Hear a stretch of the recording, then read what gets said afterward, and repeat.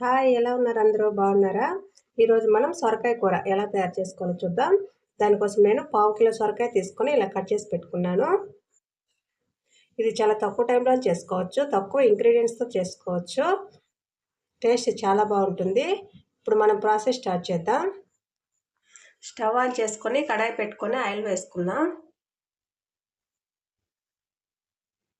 ఇప్పుడు దీంట్లో పోపు గింజలు వేసుకుందాం. ఆవాలు, జీలకర్ర, మినపప్పు.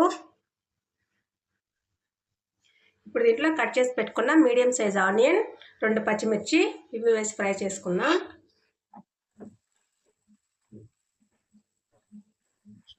ఇప్పుడు వీటితో పాటు ఒక ఎండుమిర్చి, కరివేపాకు ఇది వేసేసుకున్నాం.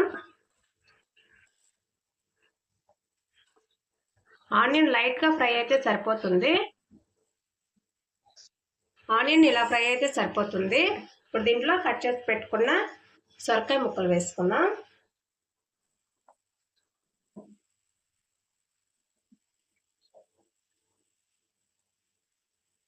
ఇప్పుడు దీంట్లో కొంచెం ఉప్పు,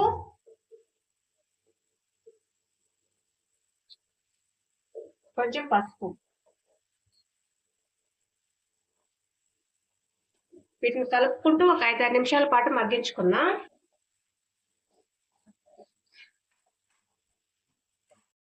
సొరకాయ ముక్కలు చూడండి ఇలా ఉడికాయి కదా. ఇప్పుడు దీంట్లో 7-8 వెల్లుల్లి రెబ్బలు పచ్చిగా దంచి పెట్టుకున్నాను, వేసుకుంటున్నాను. ఇది పచ్చివాసన పోయేంత వరకు ఫ్రై చేసుకున్నాం. ఇప్పుడు దీంట్లో కారం మీకు రుచికి తగినంత వేసుకోండి. ఆల్రెడీ ఉప్పు వేస్తున్నాం కదా, కొంచెం చూసుకొని వేసుకోండి. 1 స్పూన్ ధనియాల పొడి,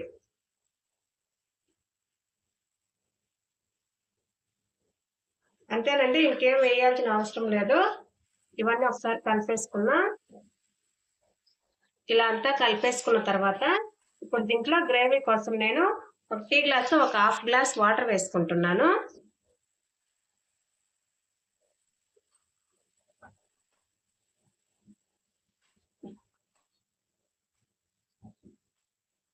మూత పెట్టేసుకొని ఒక 2 నిమిషాలు కుక్ చేసుకున్నా.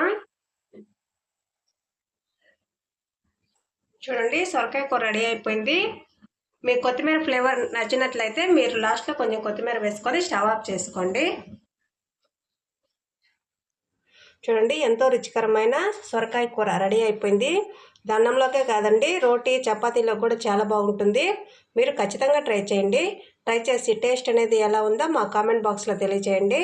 ఇలాంటి మరిన్ని వీడియోల కోసం మా ఛానల్ని లైక్, షేర్, సబ్స్క్రైబ్ చేసుకోండి. Thank you.